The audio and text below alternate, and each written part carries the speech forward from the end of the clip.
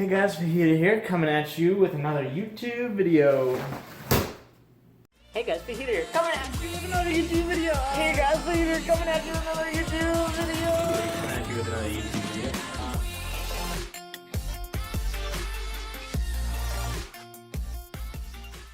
Why do I need an umbrella? Because it's raining kind of loud outside, and it's gonna like ruin the sound quality, so I'm just blocking that with this old pal. No, my actual solution is to use this. Oh, that was probably an annoying sound, sorry. My actual solution is to use my gaming headset. A little cringy, but we'll make it worse. A little review from last video. We talked about GPA and test scores, summary. Go back and watch it. I also revealed my college decision. But big idea is I got a 1590 on the SAT and a 4.53 weighted GPA. Now again, this doesn't put me way above average enough to like be like, oh, this applicant is exceptional, let's take him. Because I think my strength is my extracurriculars and essays. So let's get into those. The first thing that you guys should know is no matter how great an extracurricular looks, unless it's literally like some international award winning thing or whatever, it's not going to make you stand out from the rest of the applicant pool because every school has a class president and every school has a soccer team captain and 30 club presidents and a cat. What's going to make you stand out from other people is how you talk about those extracurriculars in your essays and how passionate you really are about them or how well you're able to convey your passion. So first we're going to talk about extracurriculars and then how you make them stand out. Swimming. Swimming is by far the biggest time commitment I have. It's about 20 plus hours a week, all year round. This year, I'm the captain of my high school and my club team. I have some state and regional level awards, nothing crazy or anything like that. I'm not a recruited athlete. My next extracurricular is class vice president. That's a relatively big time commitment. Freshman year, I was the class secretary. And then I've been class president ever since. Organized like a bunch of events, do some community service events, some like class dances, all kinds of things like that. Again, every school has a class vice president. So what makes me special? And I'd say it's how passionate I am about it. And we'll get into that in the essays. My other big extracurriculars are graphic design and creative writing, both of which I have some low-level awards for, and YouTube, which is not that big of a deal. As you guys know, I don't really have a lot of subscribers, but you can change that right now. Hit the link not hit the link. Hit subscribe. I know how YouTube works. Trust me, guys. Trust me. I really love everything I do. I'm so lucky to be able to pursue the extracurriculars I want and have like any opportunity that I choose and not be forced into anything. A lot of people will give you advice to pursue things that make you an excellent applicant rather than prioritizing being an authentic applicant. Like a lot of people, well not a lot, but people will start nonprofits for things that they don't really care about, but they just do it to have something really cool on their application, and in their essays they'll like fake the authenticity and it'll work because a lot of the times, and there's a good Reddit post about this, I'll link it in the description, and while you're down there, drop a sub. That was kind of cringe. I won't do it again, I promise. Admissions officers, they won't know if you're not actually authentic about it. You can kind of BS it in your essays and just do things that are exceptional, that'll really make you stand out because that's what's going to get you in.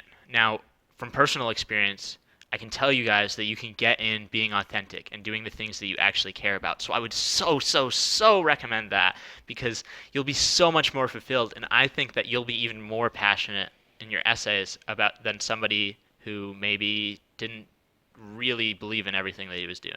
When you're being real, colleges will always know. So that's why my biggest piece of advice for your extracurriculars and now for your essays, which we're transitioning into, is to be yourself, but be the best version of yourself in your college application. Essay writing is a lot like test taking. You need to practice and practice and practice, and that's the only way to write good essays. So many people go into their Common App, and it'll be the first personal essay that they've ever written. And you can imagine that's not good. That's not a good vibe for anybody. Like, what you need to do is to practice. Because even me, and I do creative writing, like, it's something I'm passionate about. when I was writing my Yale essays for the early round, they weren't that good. And I got a lot better at the essay writing as the process went on. And my regular decision apps turned out a lot better than my early ones because I had all of that practice. So I'm going to break the essay up into 4 key elements, and then 4, and then one fifth one. That's kind of important as well. And what I'm going to do is I'll give you an example of how I did each one in my essays. And you don't need all 4 of these things in your Common App essay. It's in your Common App, your supplements, maybe your additional info if you use that. We'll talk about that later. And those 4 things you want to express about yourself are your intellectual curiosity, your community mindedness. Why am I counting backwards? Let's try that again. Your intellectual curiosity, your community mindedness, your personality and your interests, like who you are, kind of, hopefully with a little bit of humor, and kind of a theme about yourself, just like a book might have a theme. So for intellectual curiosity, that just means showing that you can talk about something at like a high level, like really be able to discuss an issue with a high degree of complexity and demonstrate that you're excited about doing that, because that's something that all schools look for. For my Princeton supplement, I wrote about a quote from a book, for one of my favorite books, On the Road by Jack Kerouac. I recommend you all read that. And so just writing about a book and kind of how I connect to this book showed like throughout the essay a deep understanding of that book. But I'll do a specific quote so that you guys get an idea. This is the first 2 sentences. Kerouac crisscrossed, quote, the great raw bulge and bulk of his American continent, quote, in a spontaneous search for meaning and mysticism. His novels are meditations on the beauty of ordinary things, an idea he captures through rhythmic, evocative prose. So, talking about something complicated, simplifying it in a way that's easy for anybody to understand, and still sounding pretty smart in the process. For community mindedness, that was mostly me talking about student government. A lot of colleges ask you for a 150-word elaborate on an extracurricular activity essay. So I spent a lot of time polishing that. It's one of my best supplements because I knew so many schools were going to get it. So I really prioritized making it good and like compact and fitting a lot into 150 words. And the only way to do that, again, practice. So notice how I'm partially talking about the event, but then I always bring it back to me because these essays should be about you. Some people make the mistake of writing about like other stuff and not bringing the focus back to yourself. Obviously, you need these narratives, these descriptions of other things, but you have to connect them back to you because you are what the college admissions officers are looking for. You. That's right. You. They want to know about you. So focus on that. Always focus on that. For personality, it can be as simple as like one of the short take questions, like Princeton asks, what's your favorite word? I said skedaddle with an exclamation mark. I like skedaddle. That question brought me a lot of joy. Or it can be talking about something that's personal to you. Like my whole Common App essay is about breaststroke and how my knee injury prevented me from doing that. And oh, you might be thinking, athlete gets injured. That's a little cliche. It's like rule number 1, don't write about that. And I don't. Again, that's just like the jumping off point, like the short first paragraph of my essay. And then I talk about how this void I got me to start doing creative writing and this other stuff. All right, let me read the last paragraph of that essay. Breaststroke was everything. But when I find my next true love, whether it be academic, athletic, or anything else, I'll know it when I see it, because I felt that exuberant warmth before. I felt the motivation to frantically scribble down the rhythmic beauty of a moment. I felt the endorphin rush, a fiery sunrise that engulfs the brain with primal vigor, that turns the coldest pools ever warm. Sometimes, when I massage my knees, an old habit, I'll feel the vestige of pain I'll never have again, chapters I'll never revise, love I'll never forget. So from this essay and from when I was talking about community mindedness, I'm really putting the backbone of my extracurriculars. Wow, this guy actually cares about the stuff that he's doing. He's authentic. He's passionate. Colleges are looking for passionate people. And I know all of you are passionate about something. You just have to express it.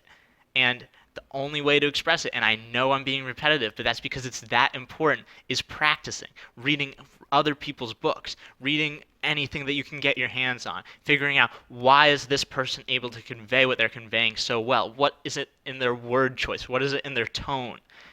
Analyze it, and then apply it to your own writing, and you can be extremely successful. And the 4th thing is your theme. So I'll give you an example of mine because that's kind of a vague thing to talk about. And for me, my theme is creating. I love creating, whether that's creating YouTube videos or creative writing and writing stories or making art with graphic design, or more abstractly, creating community through student government.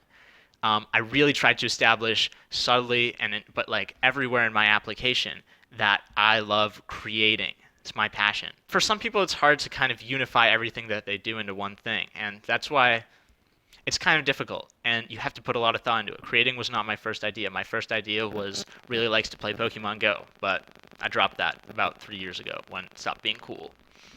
Ayo. No. But it's hard. It's really not easy, but it's doable if you put the time in, and now is a good time to start thinking about it. Like, I had this whole identity crisis when I was doing the Common App, like, who am I? Oh my god, teenager, ah! It's just something to think about, something to figure out. How can I... Like, what a lot of people advise is to fill a niche. I don't really fill a niche. I'm not a niche person. I'm pretty generic. So you have to kind of find something to tie your application together because your application, like, treat it like a work of art because it can be really beautiful. And it's like I really enjoyed the essay writing process. I know some people hate it, but it can be fun if you're really authentic and passionate about what you do. Some examples of creating. When I work, I have to balance my desire to find beauty in even the most ordinary subject and a client's need for an effective design. So that's talking about graphic design. And then in a different essay, to further my passion for creation, I also furthered my commitment as a student leader by creating community and adding meaning to others' lives. That one's from my Common App. Again, it's just being subtle about incorporating that theme throughout.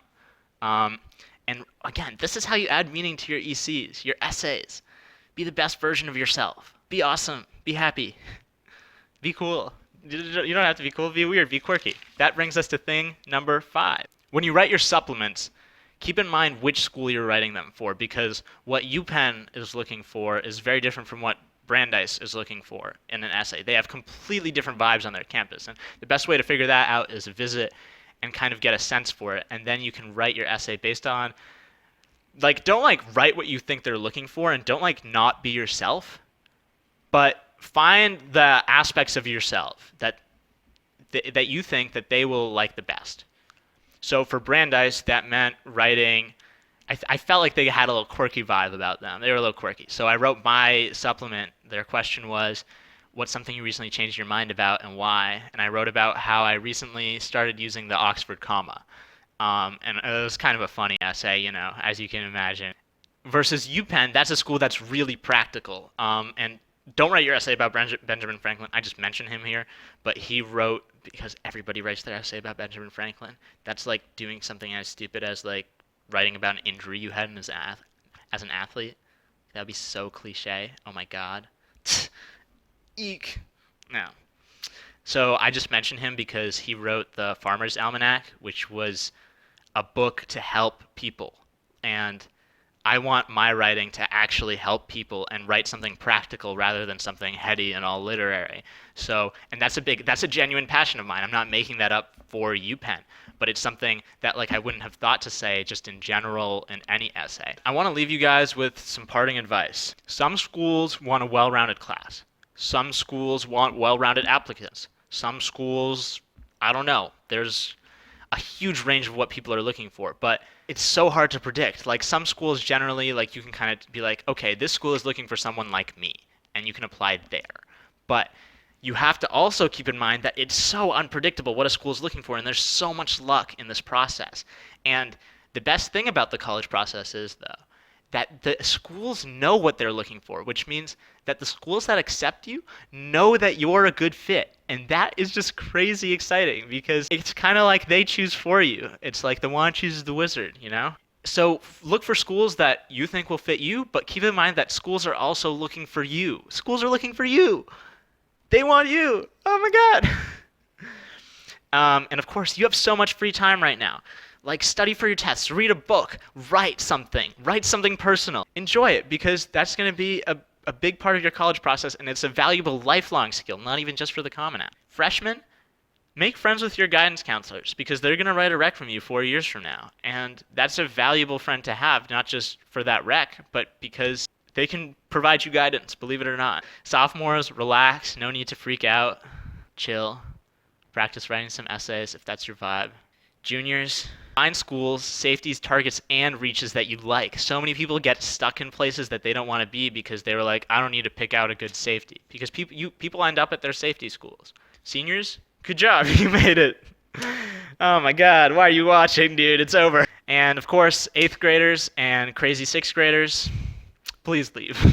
Feel free to leave questions in the comments. Yeah, Fajita signing off. Thanks for watching, guys.